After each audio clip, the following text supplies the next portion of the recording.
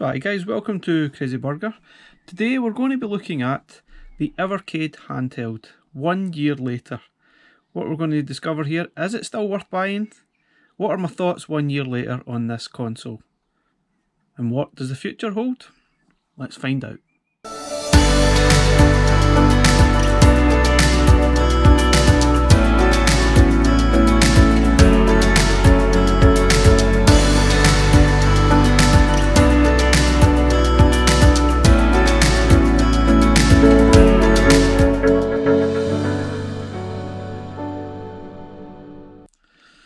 So guys, 1 year later, here we are. Is the Evercade still going strong? Is it still worth buying?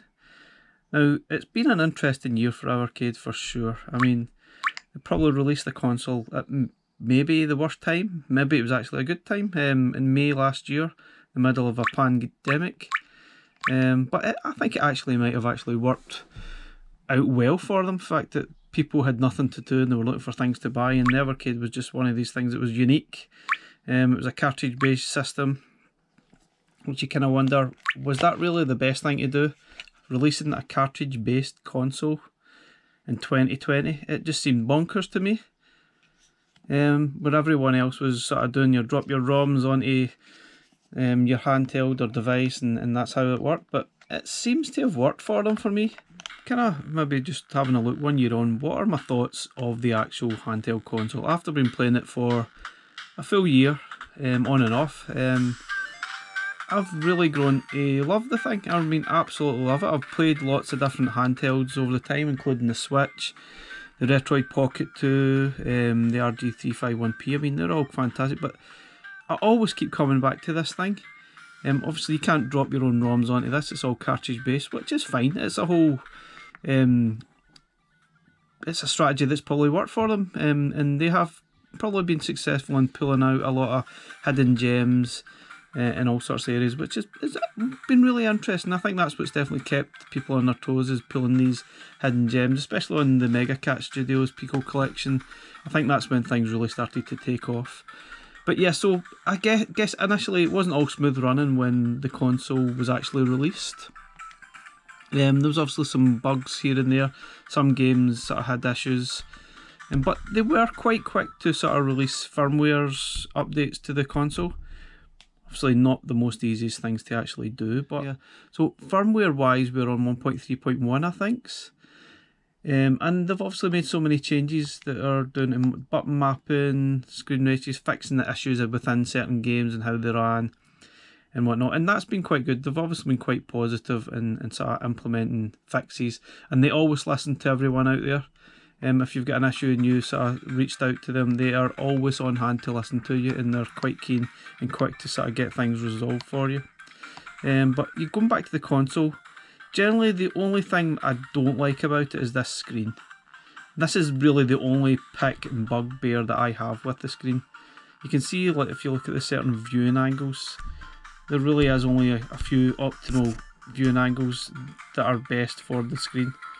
I mean, the definition is fine. I mean, I guess we could always do a slightly higher definition, but it's okay. It's certainly passable, and it improves when you put it on the TV. But if you look, sort of, if it's on a slightly bright day or you're looking at an angles here, the viewing angles are a little bit off. It's not the worst. I mean, I think I've definitely seen worse, but it can be worse depending when you're looking at it. And I've definitely seen some people complain of some light bleeding in some areas, but I mean, I haven't really noticed any myself. And obviously the initial days we had issues with the cartridge fittage. Some of them were really tight, but I don't really recall anyone mentioning about that now. I think it really only was an issue the first sort of batch of cartridges, and after that I've not had an issue at all with it. And that's been fine, not been an issue. D-pad, it's still absolutely brilliant. I really love it.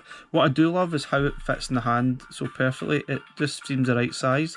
The size of the screen as well is perfect. And I've played some other ones where the screen's just too small, maybe other times too large. And obviously you can change the aspect ratio of the screen if you really want. Now sometimes the games look fine like that, but I guess it's really not the best way, unless it was sort of stretched like that and originally like a 16:9. It just doesn't look right. But everything else is fine. I think through sort of the control, the buttons all feel great. They're a really good size. The only thing I really don't like the volumes being down here. I always feel like a little bit of a pain. The charging, perhaps, maybe the indicator at the top is maybe never completely accurate. Usually when you get down to a few levels, it just seems to go really quickly. I mean, you get 3 bars, you would think maybe 75%, but it feels a lot sort of shorter than that in reality. But in overall, I'm really just being picky on it now. I mean, overall, I actually think it's a fantastic little device, and I really love it. I mean, kind of intrigued how they're going to go forward with the only these shoulder buttons, with the upgrade to the VS being 2 buttons, but we'll see, who knows.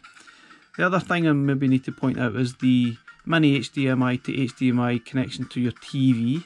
My initial cable that I got wasn't great, and it always cut out, but I actually just recently got another one, and it's been fantastic. It's more snug, and I've not had experienced any cutouts at all, so it may have just been a bad sort of cable that I picked up initially, which is just one of those things, I guess. But other than that, the unit itself, absolutely terrific. A nice little design unit. They've definitely hit that one right. The colour scheme is really nice too, and I really like it. So, what's next? What about the games? So guys, the games. I mean, I thought initially, I wasn't a first time buyer. I didn't buy this when it was released. It was probably about a month later when I actually got on board. But I thought it was quite a slow start. I mean, we started off with Atari Collection 1 and a lot of sort of classic titles here, but you know, there's nothing here that you would really jump and say, really, I must have an Evercade. There's a good selection of games, 20 games, but didn't think there was anything really worth running out for. The Kart 2, Namco Museum, was pretty much the same. There was nothing, I thought, okay, some nice games, nothing major. There's only 11 games, and there's nothing that you would jump out at you. I mean, there's some decent games here, but there was nothing that would make you want to buy a sort of console. I suppose Dice got a little bit more interesting. We've got 10 games with some really decent games on them. This one was probably the first decent one. There's Fighter's History, which I really love, and Midnight Resistance, Burger Time, Side Pocket. But, which brings us to something, Bad Dudes. And it comes back to versions. So, Bad Dudes was the included NES version, which was absolutely awful. And this is probably when everyone started wondering, right, why not the arcade version? You know, what's going on here? Why not the arcade version in all of these things, all of these games? I mean, admittedly, some of the Mega Drive and SNES versions, they're fine. I'm not really going to pick holes in many of them. But Bad Dude's NES version was just awful. But that's what happened, and that's what we got. I guess it was cheaper, and that was the strategy at the time. But it was probably a bad decision, I think, to have that version on here.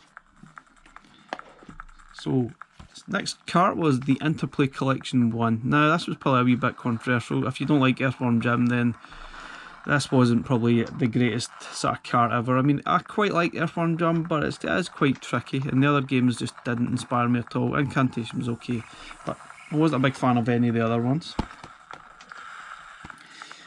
So we have the Atari Collection 2. I mean, this we sort of included some 7800 games, which I guess was quite good, and there are some really classic games on here. But would you really jump out to buy Evercade based on these Atari collections? I'm not sure you would. I mean, I'm sure some people will love some of the games here, but they're not console sellers. Again, we're now on cartridge 6, and we've got Namco Museum 2. Now, a lot of people love the Splatterhouse collections, which is fine. But yeah, there's a lot of sort of games you think, nothing special here. Some okay games, but still no console sellers. And then we get to 7. We've got Interplay 2. Again, only a selection of 6 games. Earthworm Jim 2, I've probably hardly played this cart at all out all of them, which is a shame because there's some okay games on it, but there's just nothing. So that's the first 7 carts had next to nothing on it that you would really run to sort of buy a cart. The things started to change for me when we started to get to Mega Cat Studios. And this is probably still one of the best carts that was released. And there's 10 games on it, but there's all sort of newish retro games. made by Mega Cats, and there's a good selection of puzzlers and fighters, and probably one of the best games on the cart, which is this game here, Tanzer. Absolutely brilliant game. It was a game released on the Mega Drive, and for value for money wise, this is 50 quid to buy a physical cartridge, or $50 to buy a physical cartridge version of this, which is insane. And it's on this cart. Surprisingly, it's kind of a hidden. It's not even on the cover of the cart. It's hidden up in the corner here. And the only really reason you find out about it is when you're playing it, or word of mouth, and people saying, wow, check this game out, it's amazing. And still, 1 year later, this is probably still one of the best games available. This is when things start to change for me. At this point in time, I think this is when, maybe May, June or so last year, when they announced the Dizzy collection, or the Oliver Twins collection, and that's when I started to take notice. But we'll get to that in a little minute or two. So the next collection was an even better collection. We've got Evercade Collection 9, and it's Pico Interaction Collection 1. And there was a game on here, Switchblade, that I always wanted to play, and this is probably one of the reasons why I bought it, but there's 20 games on here, and there are a right mix of some great fighters, there's some platformers, shooters. Yeah, this is a fantastic value for money cart again, absolutely brilliant. If you're still sort of starting out, I would definitely think about starting with the Mega Cat Studio Collection and Pico Collection 1. They definitely got this right. This is probably two of the main reasons why you would want to get an Evercade to play these games. Absolutely fantastic. They definitely got that right. Okay, so here is the next collection, which is Collection 10. I have to say, I've probably hardly ever played this collection as well. I'm not a Double Dragon fan, but I am well aware that there are many Double Dragon fans, which is fine. I'm totally fine with that. My issue with this is the versions on here. Now, they're mostly NES versions, I think, and they're terrible. I'm sorry, I don't have anything against NES versions, but Super Spike Volleyball and Dodgeball, the NES version of Dodgeball was absolutely awful. Double Dragon NES version, just not good at all. But I'm sure they'll make up for it if they do release Arcade. We'll get to that in a little second. But yeah, not my favourite cart, I'm afraid. But yeah, this is where things start to get much, much better. So guys, this is where things definitely upped massively for me. The release, okay, it was only 2 games on the cart. Tanglewood and Xenocrisis, or Xenocrisis. Only 2 games, but 2 absolutely stonking games. Xenocrisis, which was and is available on sort of many formats like Xbox, PlayStation. But the point here is that Xenocrisis is it's about £16 for that one game on Xbox, PlayStation, etc. Whereas on this cart you get 2 games for £16. And also bear in note that Tanglewood, it's a relatively new Mega Drive game, and this is another one that's only available for $50 as a physical cart. And you just think, wow, what an amazing value cart this is. 2 games, but if you put that into context, it's absolutely fantastic. And yeah, this one stands as some of the best value available on the Evercade. And Tanglewood, it's definitely up there as one of my favourite all-time Mega Drive games. So this brings me to the Oliver Twins collection. Now, I absolutely loved all these Codemasters Oliver Twins games. I pretty much brought up playing the Oliver Twins games on the C64, which kind of brings me to one of the points of why I actually purchased this or bought into the Evercade. I kind of thought we were going to get computer versions, i.e. Spectrum, Commodore 64 versions. So it was a massive surprise to me when we got this cart and it was full up of NES versions again. Which, most of them were fine, like this version here of Treasure Island Dizzy is actually quite good. But some of the other versions are a little bit questionable. This is a terrific version, fair enough, and it's probably as better than the Commodore 64 version. But some of the other games, like Dizzy the Adventurer, Mystery World Dizzy, you think there are better versions out there for this. And the Fantastic Adventure of Dizzy is probably one of the poorest versions here, which interestingly has the cover for Fantasy World Dizzy. So all the sort of naming conventions all totally confuse me because they use the NES versions. If anyone followed these games on computer, Commodore 64, Spectrum, Amstrad, you would be totally confused with the naming sort of these games. Totally confusing. But it is still a really good cart. I mean, if you hadn't been aware of these games, it's going to be a pleasant surprise. You're either going to like it or hate it. But even saying that, there's some games here that weren't previously released. So overall, it's an absolutely fantastic collection. Just a slight disappointment for me that the version chosen were not computer versions, but maybe that's just me being a bit nostalgic and they probably weren't that good originally. I don't know, but still, it was a good start, and I definitely want to see more of them. Definitely more. So guys, then that leads us to Atari Lynx Collection 1 and Atari Lynx Collection 2. Now this is a definite surprise to me. I didn't expect these games at all. 17 games in one cart and 8 in the other. But I'd never played any, well, maybe played them briefly, but I never had an Atari Lynx, so playing these games in their form on Evercade was a pleasant surprise. And there's some really good ones. There's some really crap ones. I'm sure we'll see another Atari collection, Lynx collection, so that's quite good. But this was definitely a good choice, I think. I really was impressed with these two carts. We're certainly making good progress, I think. So guys, then that generally led us to a little bit of a lull after the Atari Lynx collections were released. This was November last year, I believe. And at that point we were going to have a bit of a gap caused due to some delays with chips and all sorts, which is a little bit disappointing.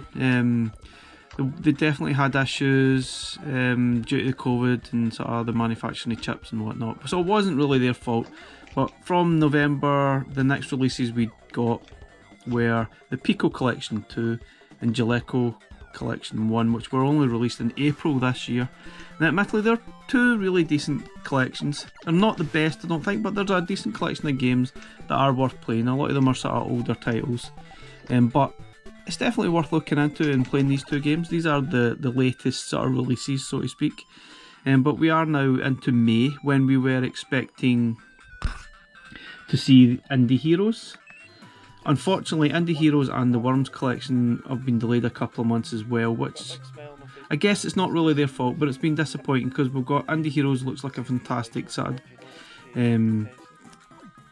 fantastic collection. As Worms, I'm not really that fussed about, but Indie Heroes I think is going to be a big one for them. There's some great indie titles there that are newish games, and they're very interesting. I've played a lot of them and they are really good. I think a lot of people are going to absolutely love them, but they're not going to be released at this point. It'll be July 2021, which it's a little bit of a sticking point. It's a bit of a pain, but they have filled up the gaps with sort of pre-orders and news and stuff regarding the VS console that's going to come out.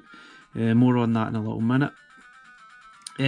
But yeah, after that we have the Codemasters collection and the Mega Cats 2 collection, which is coming out in August, and two of them look really excellent. Codemasters is really more of sort of more nostalgia from the sort of Codemasters era, and they've got a load of fantastic games. I'm sure we'll see a lot more carts from them.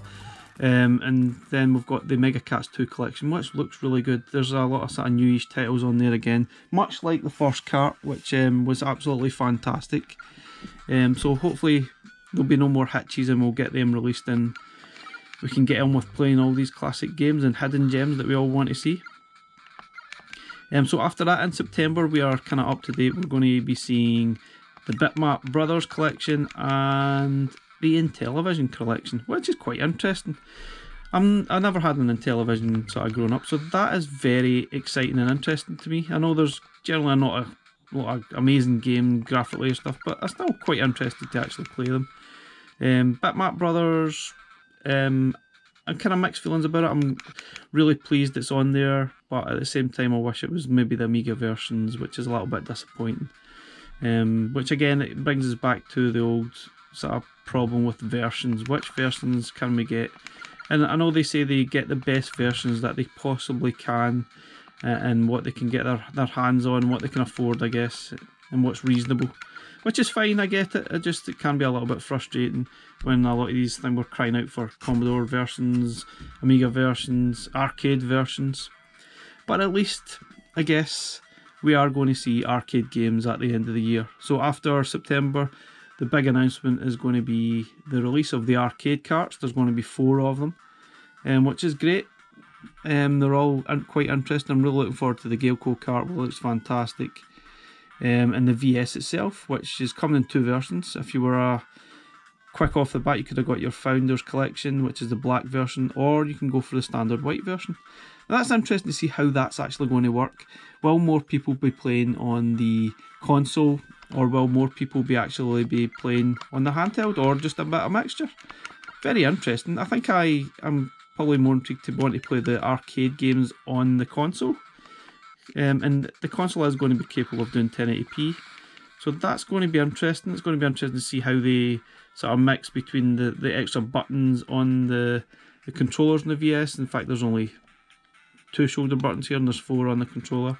But apparently, if the sort of games that they're implementing require 4 buttons and it's a problem for remapping, they most likely will not look at them. Which is a shame. I thought they maybe look at upgrading this console with a better screen, maybe. More buttons. Might be a possibility in the future. Right now, hard to say. But yeah, that's basically sums up the Evercade in the first year. From my overall sort of summary view, I'd say it's been a really good year. Bit of mixed, sort of slow start with sort of some games that were a bit not really great. Certainly not console sellers for me, but it definitely picked up around sort of the midway point, sort of in the cartridge collections, when you've got the Oliver Twins collection, you've got the Mega Cats and Pico. I mean, absolutely fantastic. We definitely picked up. And there's definitely some exciting times ahead. There's some great carts still to be released. There's obviously talk of what potential games we could see in the future. Will we get some computer versions? Will we see Commodore 64, Amstrad and Spectrum, Amiga? Will we see anything else? Will we see Nintendo 64? Will we see Dreamcast? I mean, there's definitely sort of murmurings that it's possible on the sort of VS, because it is slightly more powerful. It should be capable of doing certain games. So that's going to be very interesting if that can happen. Very exciting times ahead. It was going to be interesting to see which other arcade titles we're going to get, because no doubt we're not going to be stuck at 4 carts. There's so many arcades, there's thousands and thousands of arcade possibilities out there. Hopefully maybe we'll see the classics everyone wants to see, like Capcom, Final Fight, Street Fighters, maybe get a Sega collection. Maybe we'll see a Midway collection, a Williams collection. I mean, the list goes on and on and on. And hopefully we'll see some more hidden gems come out the bag. Hopefully we'll see some more indie sort of heroes collections as well, and get some support to all these indie developers out there that are making games for all those classic systems. But yeah, overall, not bad. I'd say we've certainly had a good start, and it's a promising future. It certainly surprised me. I'd never really expected it's going to, like, physical carts was going to take off at all. But it surprised me and I've really enjoyed it. I like this. It's a really quality handheld. And there's been some interesting games that have definitely kept my attention. I'm absolutely chuffed with it. I'm looking forward to the VS later in the year. Guys, please like and subscribe. Thank you for watching this video, and we will catch you again next time. Thanks for watching. Bye for now.